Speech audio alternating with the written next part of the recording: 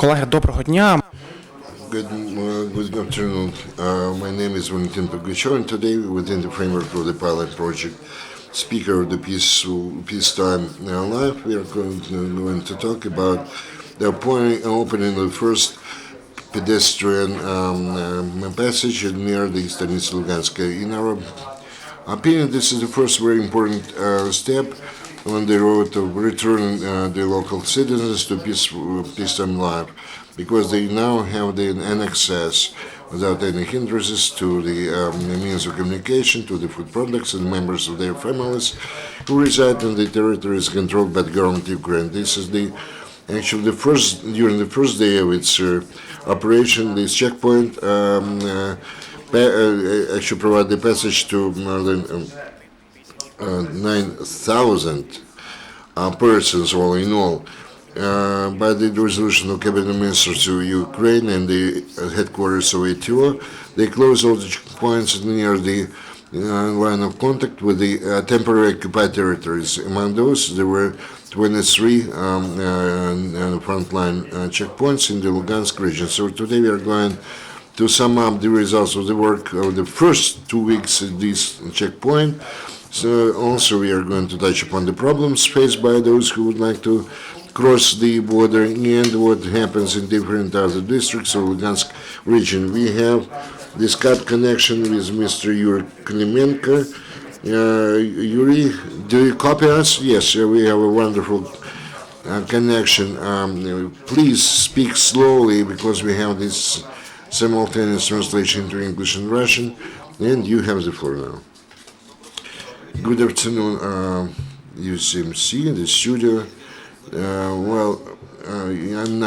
find myself in Svatovo. Here in this town, we have the headquarters, and myself are the head of the renovation works, the restoration work. I'm almost all the time spent in Svatovo, and when we planned to have our kind of Skype conference, we couldn't do that because there were some circumstances local in Svatovo. We had to take care of resolving some of the problems due to the emergency situation we had here in Svatovo. As for opening of the pedestrian checkpoint in Stanitsa Luhanska, may I remind you that this was opened on 27th of October this year, and it operates for almost 2 weeks now, has been in operation. And I would like to say that this checkpoint, we couldn't do that before, opening the checkpoint, because we found ourselves under the permanent shooting, the part of the so-called LPR militants, and also we could not actually ensure the safety and security of the local residents. And as of today, in order to support the ceasefire regime and to ensure the security and safety of local residents, we involve the assistance of some of the international organizations like the Red Cross, OSCE, and others. Their representatives are constantly stationed in the Stanitsa Luhanska, and they note that it is safe now to move from the occupied territory and back. Also, I would like to inform you that the work of the above-mentioned checkpoint actually it operates the checkpoint since 8 a.m. till 5 p.m. And the procedure for crossing the line of contact and the passage of the citizens can be provided if they have the electronic permits. If you remember, e-permits were replaced by the paper passes, and they also are valid. So the citizens of Ukraine can use the paper passes. Also, I would like to say that if the Ukrainian citizens who were born in 1998 and later, who didn't have a chance to receive the passport of citizens of Ukraine, they can cross the contact line on the grounds of their birth certificates or any other official document, any kind of ID document. If we are talking about carrying the child who was born after the start of the AT operation and who reside in the populated areas where the governmental bodies of Ukraine not represented, where those children were not issued the specific birth certificates, they can use any kind of ID which is fixed by the specific legislation of Ukraine, speaking about the entry and exit from territory and through the territory of Ukraine. Also, it is possible to cross the contact line in case of some emergency situations. For example, the person doesn't have either electronic or paper passes. For example, if they have some kind of severe or serious disease, or in case of the deaths of their relatives, this can be done by applying to the local office, which is located in Starobilsk. And actually, this represents this coordination group. It is called this way. He is always there and provides the necessary consultation and assistance. As I already mentioned in the very beginning of our briefing, you said that you mentioned 9,000 people. I might improve that. 18,000 plus, 18,100 persons, both ways, I mean, from to the occupied territory and back. And out of this number, about over 60% of the people who actually crossed the contact line from the occupied territory to the government-controlled territory of Ukraine.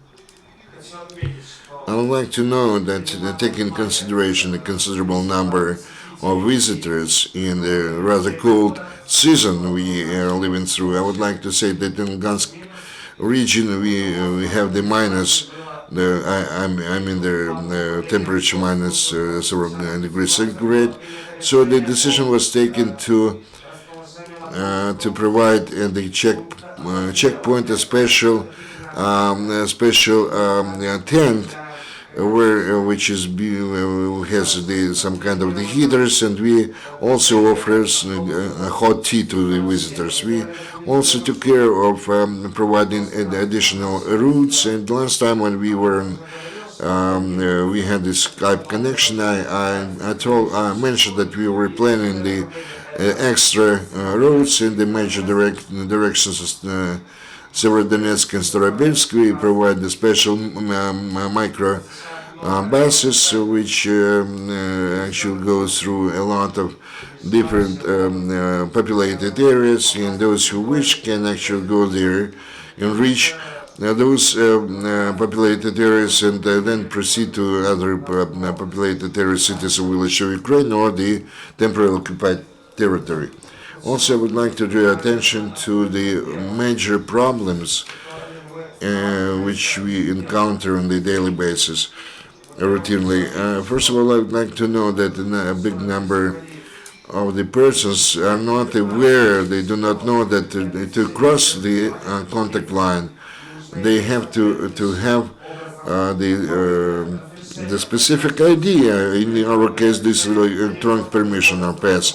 They just come to us, they stand for a long time in a long queue, and then they just, all of a sudden, they realize they do not have the specific permission. We are talking about a special category of persons in the pension age. Also, there is another categories of citizens who do not know about any some kind of restrictions for taking innocent while crossing this line. You know, there are special regulations which specifically indicate what can be carried. You can carry with you some there is a restricted amount of the cost of the products carried through this line up to 10,000 hryvnia. And there are some cases, or there have been some cases when they violated such norms, and we were forced to take care of the kind of the awareness campaign, or to explain to the people what is what. And despite the fact the logistics center, which is located close to the checkpoint, People try to obtain the whole set of different services in Stanitsa Luhanska, which actually adds to the tension in the load at the local offices of the pension fund, of the migration service, and banking institutions. Just to give an example, I can tell you that on the territory of the logistics center, we have a special bankomat, special office, which is ATM.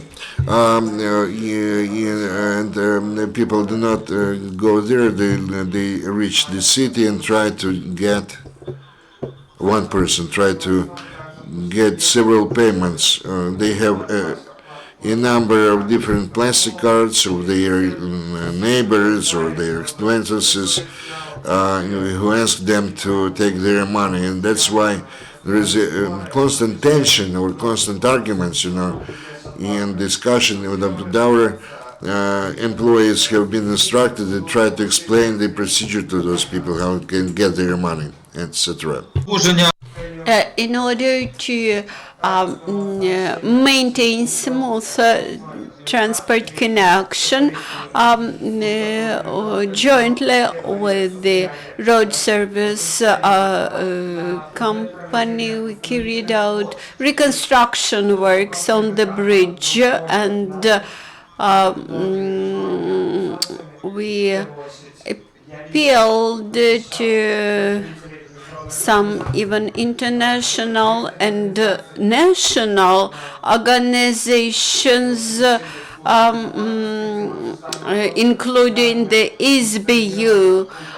We discussed all the issues related to our checkpoint functioning. If there are any questions, I'm ready to answer.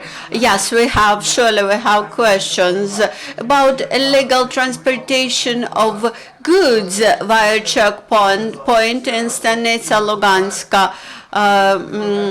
What are the types of those goods? As far as I remember, in October, there was information that a bulk of alcoholic drinks was illegally transported via this crossing point.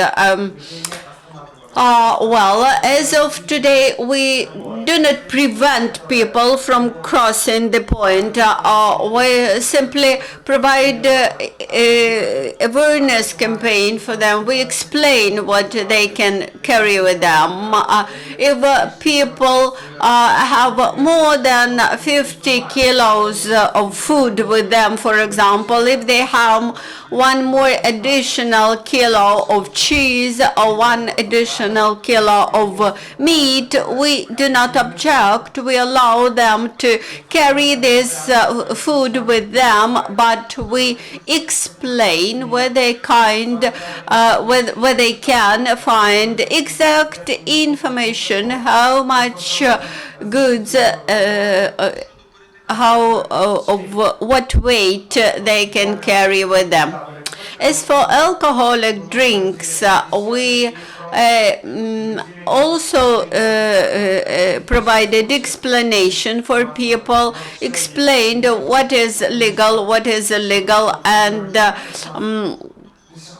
also we did not allow them to carry that big amount of alcohol. On the other hand, we have crossing point designed not for transport but for pedestrians exclusively, and that is, people can carry with them only the weight which they can carry, and they have to carry it for 2.5 kilometers where the first bus stop on the opposite side is located. Okay, when people wish to cross and say that they want to visit the burial ceremony of their relatives. Okay, if they wish to cross the crossing point without permit, but they say that they have to be on time for the burial ceremony, that somebody died, they have to present special certificate from the burial registration office.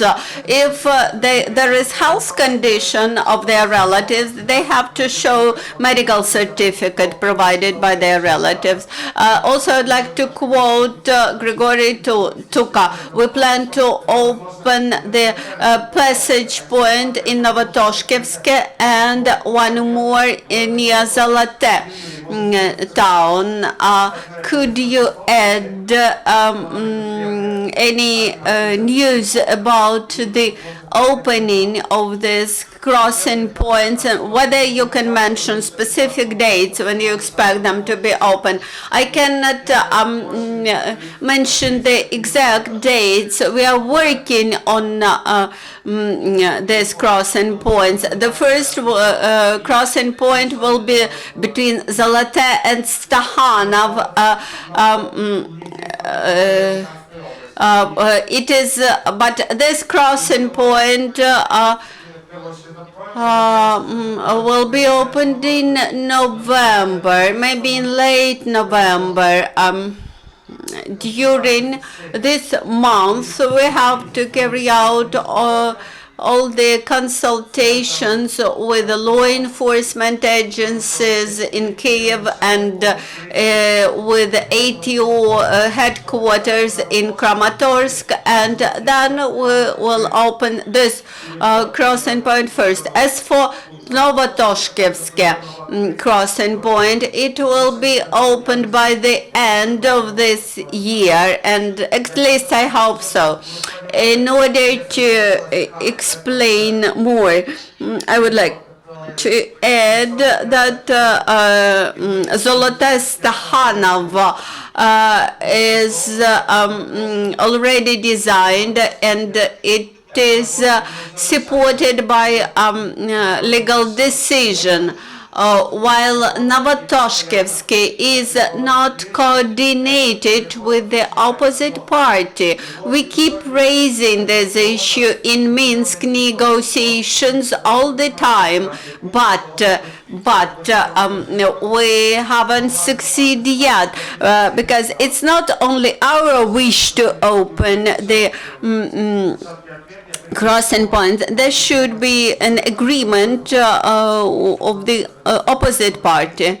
Now questions from our journalists. Thank you, Mr. Yuriy, and thank you for the Skype connection session.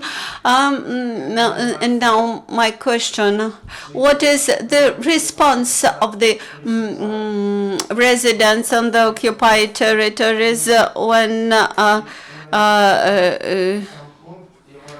when this checkpoint started to work? What is their attitude to services? What is their attitude to the crossing point in general? And my second question is, how do you think what this crossing point lacks as of today, and what is deficient in this crossing point, and which might be important, and what you may wish to improve, and maybe to address to the Cabinet of Ministers and bring something to attention of the Cabinet of Ministers. I thank you for the questions. I visited Stanitsa Luhanska several times and spoke to people willing to cross the crossing point, the checkpoint. All local residents are happy with the work of this crossing point. They had been waiting for its open for a long period of time. In Luhansk Oblast, before opening of the center, there were no crossing point allowing to cross the delineation line. in back direction, and this prevented people from communication with their friends and relatives. And now many people cross this point visiting their close relatives and friends living nearby. This crossing point is designed exclusively for pedestrians, and it is constructed on the restored bridge, which was ruined. And of course, we would like to improve the safety of this bridge and prevent people from standing in long lines waiting when they are allowed to pass. On the first day, some 500 people crossed the bridge. During yesterday, we had almost 1,800 persons who crossed the bridge in both directions, and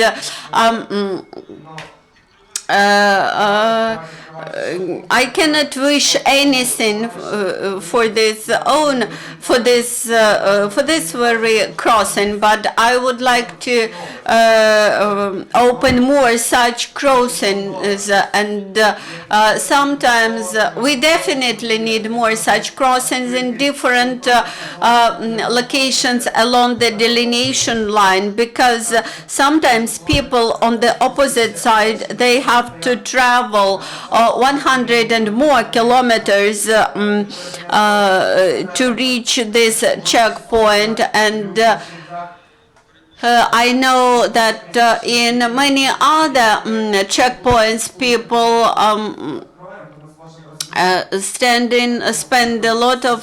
spend long time in lines, and if we manage to open more cross points, we will create less tension in Donetsk direction. One more question, please don't forget to represent it. My name is Yaroslav Tugubo, Radio Liberty. My question regarding the checkpoints in Artemovsk and Mayorsk.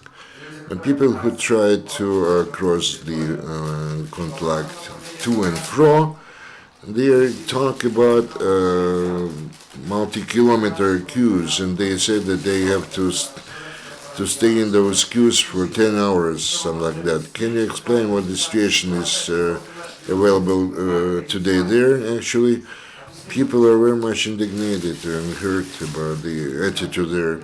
I'm sorry, I'm now in the Luhansk region. I cannot comment on what is going on in the Donetsk region. If we are talking about those checkpoints, I know the situation about that through the information given to me by my colleagues and the headquarters dealing with the operation of checkpoints. I believe that there are many of those willing to visit the occupied territory and the government-controlled territory of Ukraine. That's why there was long queues, and there are a lot of those wishing to come here to the territory Ukraine controlled by the government of Ukraine in order to buy different things at our prices here. We are talking about the food products or consumer goods, because over there in the temporarily occupied territories, the prices are much higher than here. In the quality of food products and consumer goods are much higher than here in this territory controlled by the government of Ukraine. Just to another question to sum up our today's briefing. You mentioned at the beginning the town of Svatov. Can you say a few words about the situation there?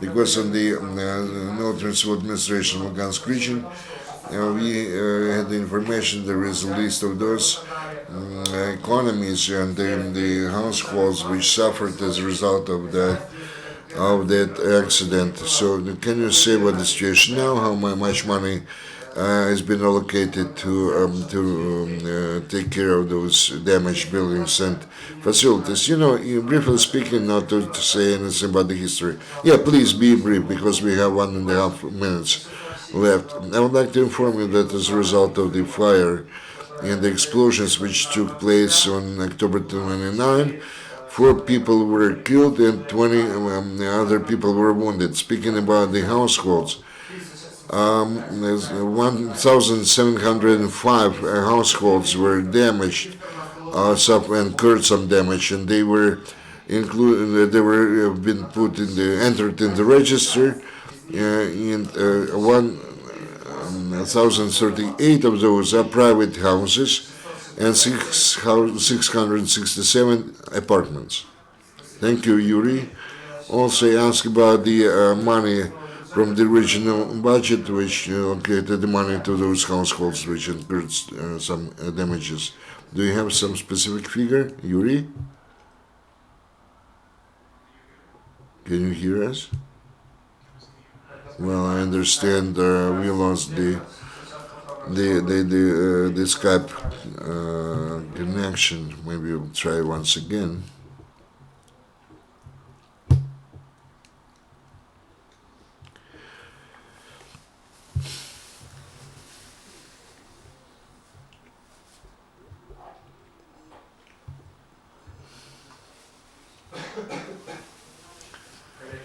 Unfortunately, we have some technical difficulties. We lost our connection with Yuri.